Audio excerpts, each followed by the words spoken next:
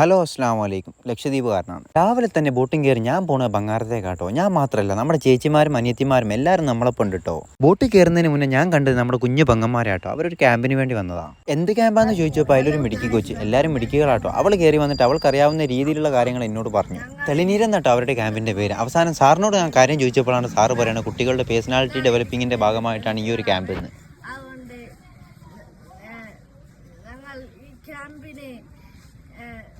പഠിക്കാനാണ് ഞങ്ങൾ വന്നിരിക്കുന്നത്.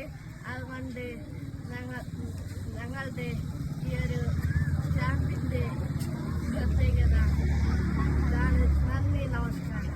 ഇതാണ് നമ്മുടെ ബോട്ടിൻ്റെ ഡ്രൈവർ സൺഗ്ലാസ് ഒക്കെ വെച്ച് ഏത് മൂഡ്.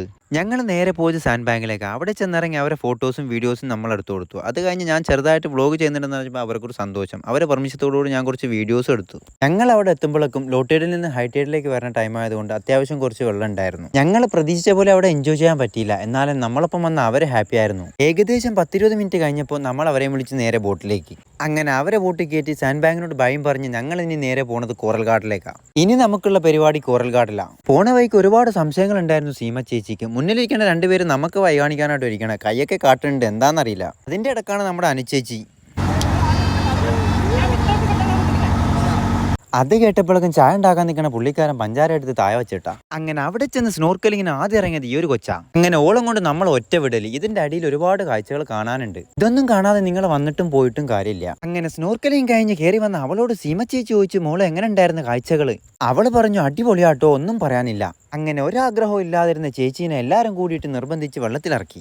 ഇവിടെ വരുന്ന എല്ലാവർക്കും ഇത് ചെയ്യാൻ പറ്റിയെന്ന് വരില്ല കേട്ടോ, കാരണം പേടിയുള്ളവരുണ്ടാവും. അങ്ങനെ എല്ലാവരുടെയും നിർബന്ധപ്രകാരം രണ്ടും കൽപ്പിച്ച് ചേച്ചി വെള്ളത്തിലിറങ്ങി. ചേച്ചിയുടെ കൂടെ വെള്ളത്തിലിറങ്ങിയത് ഞാനായിരുന്നു. ആയം കൂടുതലായതുകൊണ്ട് ചേച്ചിക്ക് ഭയങ്കര പേടിയായിരുന്നു. അത് കാരണം ചേച്ചി എന്നെ പിടിച്ച് വെള്ളത്തിൽ താഴ്ത്തി കേട്ടോ. മയ്യത്താവാതെ കഴിച്ചിലായത് നമ്മുടെ ഭാഗ്യം. പെട്ടെന്ന് പാനിക്കായത് കാരണം ജാക്കറ്റിട്ട കാര്യം പുള്ളിക്കാരെ മറന്നു. എന്തായാലും കുഴപ്പമില്ല, ഇതൊരു വഴിക്ക് പോകില്ലാന്ന് കണ്ടപ്പോൾ ഞാൻ പുള്ളിക്കാരനെ വലിച്ചുകൊണ്ട് നേരെ ബോട്ടിലേക്ക്. ഇതെല്ലാം കണ്ടു നിന്ന് ഭയങ്കര കോൺഫിഡൻസോട് കൂടിയാണ് നമ്മുടെ അനുചേച്ചി വെള്ളത്തേക്ക് ഇറങ്ങിയത്. ഇറങ്ങിയ പാടെ വെള്ളത്തേക്ക് നോക്കി അനുചേച്ചി പറഞ്ഞു, അയ്യോ ഞാൻ അങ്ങോട്ടേക്കൊന്നും ഇല്ല, എന്നെ വിട്ടേക്ക്, ഞാൻ ഇവിടെ നിന്ന് കണ്ടോളാന്നും പറ്റും. ലാഡർമേന്ന് പിടിവിടുന്നില്ല. അങ്ങനെ അവിടുത്തെ സ്നോർക്കലിംഗ് കഴിഞ്ഞ് ഞങ്ങൾ പോയത് അടുത്ത ദ്വീപിലേക്കാ. സ്നോർക്കലിംഗ് ചെയ്തവരും ചെയ്യാത്തവരും ചെയ്യാൻ വേണ്ടി ട്രൈ ചെയ്തവരും എല്ലാവരും ക്ഷീണിച്ചു കേട്ടോ.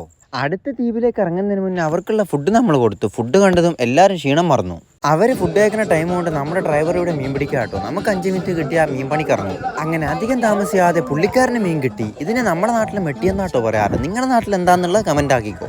മീൻ കിട്ടിയ സന്തോഷത്തിൽ അതിനെ നോക്കാൻ വേണ്ടിയിട്ട് സീമ ചേച്ചി പുള്ളിക്കാരൻ്റെ കയ്യിൽ നിന്ന് മീൻ വാങ്ങിച്ചു. കുറച്ച് ഫോട്ടോസൊക്കെ എടുത്തോട്ടു. നാട്ടിൽ പോയിട്ട് പറയാൻ വേണ്ടിയിട്ടാണ് നമ്മൾ പിടിച്ച മീനാന്ന്. നാട്ടിലുള്ളവർക്ക് അറിയില്ലല്ലോ സത്യത്തിൽ സത്യാവസ്ഥ എന്താണെന്നുള്ളത്. എന്തായാലും കുഴപ്പമില്ല. അതും കഴിഞ്ഞ് നമ്മുടെ ഈ കൊച്ചനെ എത്തിയാനും വേണ്ടി അതിൻ്റെ തൊള്ളയിലേക്ക് എന്തൊക്കെയോ നോക്കുന്നുണ്ട്. എന്തായാലും കുഴപ്പമില്ല. അതും കഴിഞ്ഞ് ഇവിടെ ഒരാൾ കിടന്നുറങ്ങുന്നുണ്ട്. പുള്ളിക്കാരിക്ക് മീൻ കിട്ടിയതും അറിയില്ല, ഒന്നും അറിയില്ല. അവിടുത്തെ പരിപാടിയും കഴിഞ്ഞ് നമ്മൾ ദ്വീപിലേക്ക് ഇറങ്ങിയപ്പോൾ നമ്മൾ കണ്ട കാഴ്ച കേട്ടോ. ഇവിടെ വരുന്ന ഗസ്റ്റിന് ഇവർ ഫുഡ് ഉണ്ടാക്കി കൊടുക്കാറുണ്ട്. അവർക്ക് കഴിക്കാനാട്ടോ ഈ മീൻ കറിയും മീൻ വറുത്തതും ഒക്കെ. നമ്മുടെ കൂടെ വന്ന ചേച്ചിക്ക് മീര വേണമെന്ന് പറഞ്ഞപ്പോൾ നമ്മൾ അതും വാങ്ങിച്ചു കൊടുത്തു. കുറച്ചേ വാങ്ങിച്ചു കൊടുത്തുള്ളൂ, കാരണം ഇത് എല്ലാവർക്കും ഇഷ്ടപ്പെടണമെന്നില്ല. എൻ്റെ നാടായ ലക്ഷദ്വീപിലെ ഫേമസ് ആയിട്ടുള്ള ഒന്നാണ് മീര. ഈ മീരയിൽ നിന്ന് ഉണ്ടാക്കുന്ന ശർക്കരയും നമ്മൾ അവർക്ക് കാണിച്ചു കൊടുത്തു. എൻ്റെ നാട്ടിൽ ഇതിനെ മീര എന്നാട്ടോ പറയാറ്. നിങ്ങളുടെ നാട്ടിൽ എന്താണെന്നുള്ളത് നിങ്ങൾ കമന്റ് ആക്കുക. അങ്ങനെ മീര കുടിച്ച് ഇഷ്ടപ്പെട്ടതും ചേച്ചി 1 ലിറ്റർ മീര വാങ്ങി. ഒപ്പം വന്ന ആൾക്കാരെ കാണാണ്ടായപ്പോൾ ഓരോ തപ്പി ഞാൻ പോയത്. അപ്പോഴൊക്കെ അവർ ഊഞ്ഞാലുമേ കയറാൻ വേണ്ടിയിട്ട് ക്യൂ നിൽക്കണ്. അങ്ങനെ തിരിച്ചു പോകാൻ നേരത്താണ് നമ്മുടെ ചേച്ചിക്ക് ഇളനീര് വേണമെന്ന് പറഞ്ഞത്. എന്നാൽ പിന്നെ ലക്ഷദ്വീപിലെ ഇളനീര് അവർ കുടിച്ചോട്ടെന്നും പറഞ്ഞിട്ട് അതും വാങ്ങിച്ചു കൊടുത്തു. ഈ തെങ്ങാട്ടോ നമുക്ക് മീര തന്നത്. തിരിച്ച് ബോട്ടിൽ കയറാൻ നേരത്താണ് എനിക്ക് ഇവനെ കിട്ടിയത്. എൻ്റെ നാട്ടിൽ ഇതിനെ കോമ്പ് എന്നാണ് പറയാറ്. നിങ്ങളുടെ നാട്ടിൽ എന്താണെന്നുള്ളത് നിങ്ങൾ കമന്റ് ആക്കുക. അവിടെ നിന്ന് ഞങ്ങൾ ബോട്ടും കയറി തിണ്ണകരയോട് ഭയം പറഞ്ഞ് ഞങ്ങൾ നേരെ നാട്ടിലേക്ക്. ഈ വന്നേക്കണ ഗസ്റ്റ് ഒന്നും എൻ്റെ അല്ല കേട്ടോ, നമ്മുടെ കൂട്ടുകാരൻ്റെ ഗസ്റ്റ്. അന്നത്തെ ഒരു ദിവസം സ്നോർക്കലിങ്ങിന് വേണ്ടിയിട്ടാണ് ഞാൻ അവരുടെ കൂടെ പോയത്. ഇവിടെ വരുന്നത് വരെ ഇവരാരും നമുക്ക് ആരുമില്ല കേട്ടോ, പക്ഷെ തിരിച്ചു പോകുമ്പോൾ ഇവർ നമുക്ക് ആരൊക്കെയായി മാറുന്നുണ്ട്. അപ്പോൾ ഇത്രയേ ഉള്ളൂ എൻ്റെ ഈ ഒരു ചെറിയ വീഡിയോ. ഇൻഷാ അല്ലാഹ് അടുത്തൊരു വീഡിയോ എന്തായാലും ഞാൻ നിങ്ങളുടെ മുന്നിലേക്ക് വരും. അതുവരേക്കും ബൈ.